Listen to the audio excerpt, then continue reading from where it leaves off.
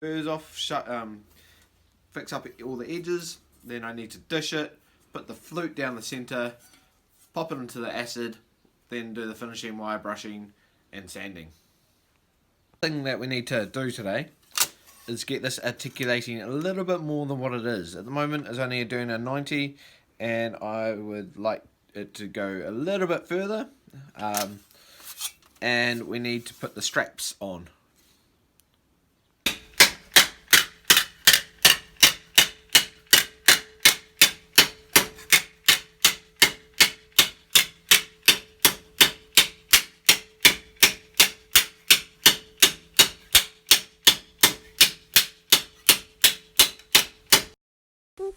So we're going to put straps and buckles on this piece of leg harness. We're going to put a strap behind the knee and a buckle on this side.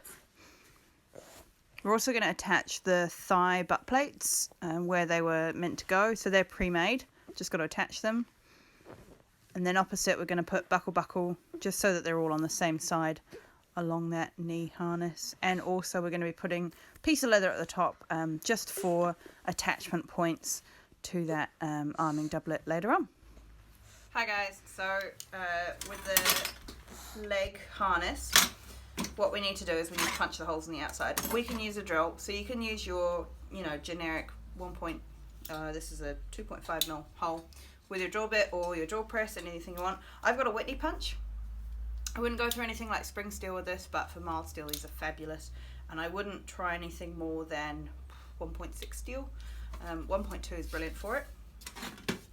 And with the Whitney punch you've got different size holes that can get screwed in here, and all you do is you line it up with the pre-marked dot that I've already made and crunch, pop it open again, and there you have a really nice little hole. So the benefit of a Whitney punch over a drill at this point is power, because again we're off grid, so every time that you can save turning on the generator or turning on a solar battery, you're saving yourself time and effort. And also this is really nice because you've got the chance to just take that second to place yourself. When you're using a drill on steel, it can be really slippery, and you might not understand this until you try it, but you push a drill in this, it's going to go skittering off, and that's a real pain because it leaves marks in the steel that you need to polish out later.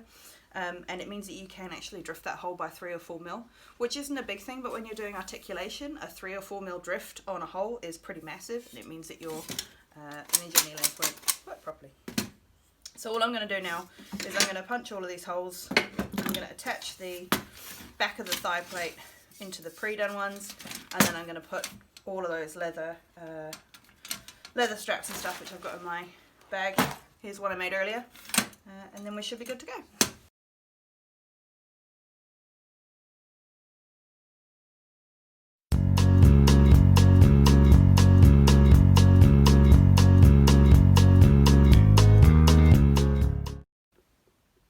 Okay, here's just a really quick note. When you're riveting buckles, so what I've done is I've put a nail through the inside here, which means that it won't pull through. And I've snipped it off, as you saw, and I've just peened it over. So that's just taking that the steel that's left in the nail and then squashing it to the outside in a circular motion. But when you're doing it with a buckle and you're hard riveting, so that's it, this is now hard riveted, it's not going to wiggle, it's not going to spin around or anything like that. You want to make sure that you've got that buckle pointing the right way before you hard rivet it. If you've got this buckle pointing off at a silly angle and you think, oh, I'll get around to it in a minute, and you've hard riveted it down, it's not going to move again, and you're always going to have a twisted strap. So it's just one of those things to note, it's one of those tips of the trade, that if you're hard riveting this buckle down, make sure it's pointing the right direction as you're riveting it. So that's nice and straight across the back, or, directional, whichever way you're going. But make sure that that buckle is pointing the way that you want it to when it's a finished item.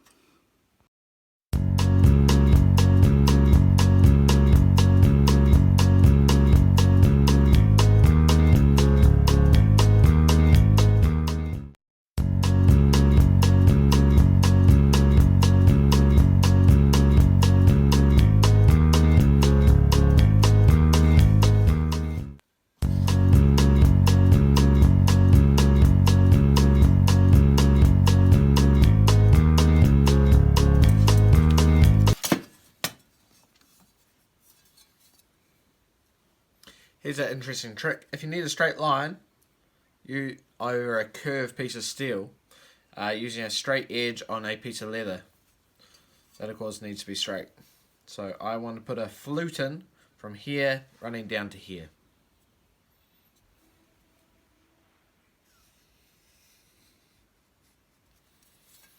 And that will give me a straight flute.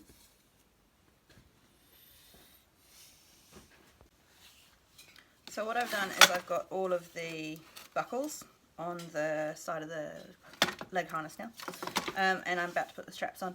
If you watch the video on our Patreon, don't forget to support and like, then one of the things I mentioned is having that strap long enough for your project and not cutting it too short. And this is again, I really emphasize this, do not cut this strap too short at this point. So we're going around, our client's quite slim, so we won't need a hell of a lot on the back of his leg. So he's not, he doesn't need like 20-inch thigh straps, but we do want to make sure that these aren't too small, that he's got enough room so he can grab the strap and pull it tight, ratchet it tight and all that kind of stuff. So at this point what I'm going to do is I'm going to put three buckles, three straps in opposition to where I have the buckle. So at this point, if you have a look, you can see, yeah. So I've got a buckle here, I'm going to put a strap opposite so it's nice and straight, but I'm not going to cut these too short, so I'm going to leave probably twice as much as I think I need, and then when the client comes for a measurement, then that's when we snip them, do the triangle points, and also that's when we put in the buckle holes along the long straps, because again, if you need to cut off a ridiculous amount and you've already put a million holes in it, then it's wasted leather for next time. So that's what I'm doing now. So right now I'm just putting in a piece of wire into the rolled edge, so that way if it's ever struck, it will hold its shape. So right now I'm just using a dishing hammer, and now I'm just getting it to a kind of rounded, and then I'll come back with a raising hammer and I'll push that in so it looks nice.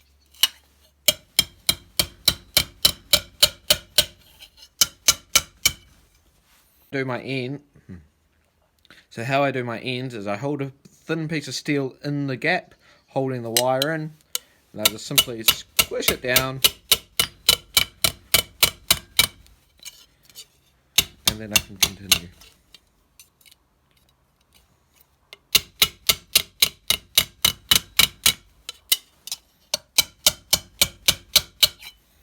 Done.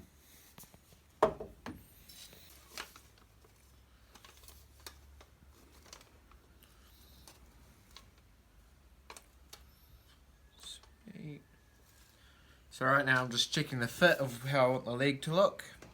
So I need to dish a little bit more in there to get it nice, and I need to tidy up the end of this, but I'll do that last. What I'll probably do is zap it with a little bit of weld and make it nice and rounded. So what I'm doing here is we need a top piece. So this is a leg harness, and obviously a leg harness gets attached to the torso somehow. Usually we recommend that you get an arming doublet, which is equivalent to a modern waistcoat, and strings will come down from that arming doublet, and they'll go through what I'm doing now. So what I'm doing is I'm installing a piece of leather, and all we need to do is make a pattern. So what I've done is I stuck it on my leg, and I've gone 2 fingers up, and then I've got a little bit on the inside to rivet to. So what I'm going to do is I'm going to punch holes along there. I'm going to cut this pattern out of leather, and then I'm going to do the holes into this piece. So this will be leather, and it'll be flapping above the leg harness, and then the client will come through and put in probably 1, 2, 1, 2 and 1, 2 holes, and then from that arming doublet there'll be shoelaces or strings through this bit, and that will support the leg harness.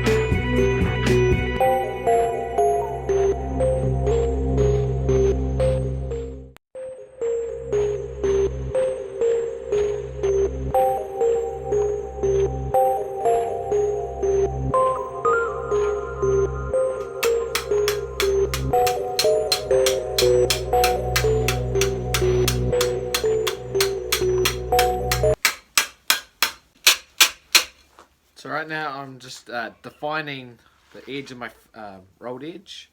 So I find if I do this on a upset stake, that it will give me a nice defined line.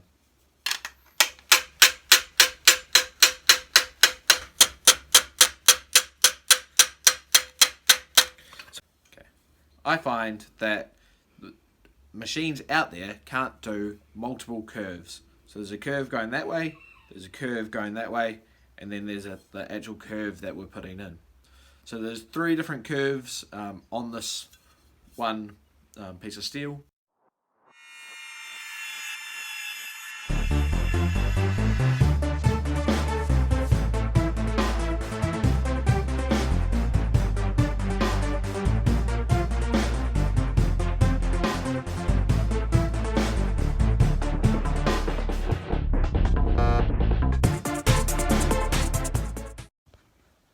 Hi guys, so we're still going.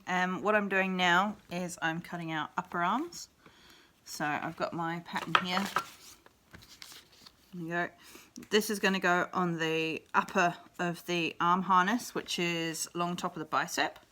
And all I've done is gone around the steel for this piece. And then I've got the little top bit that's this will attach to a gambeson. And then I've transferred it onto my leather hide. And remember that you want to reverse the pattern when you do 2, 1 up, 1 down, because you're doing left and right, and that's the trick. Don't forget to reverse that, because when you do, you've got 2 right hand ones instead of a right and a left hand one. And then after that, I'm doing some teeny weeny buckles. These are they're about 1 centimetre. And I'm going to be making those buckles and straps, and they're going to be for the tassets. And tassets are like kick plates that sit on the bottom of the breastplate and the backplate. So tassets and folds, I believe. Tell me if I'm wrong on that. Sometimes I don't Google as much as I should. Cool.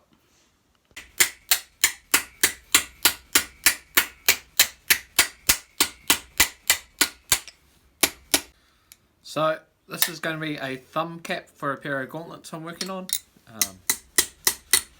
I'm using the small little hardy hole to do some deep dishing.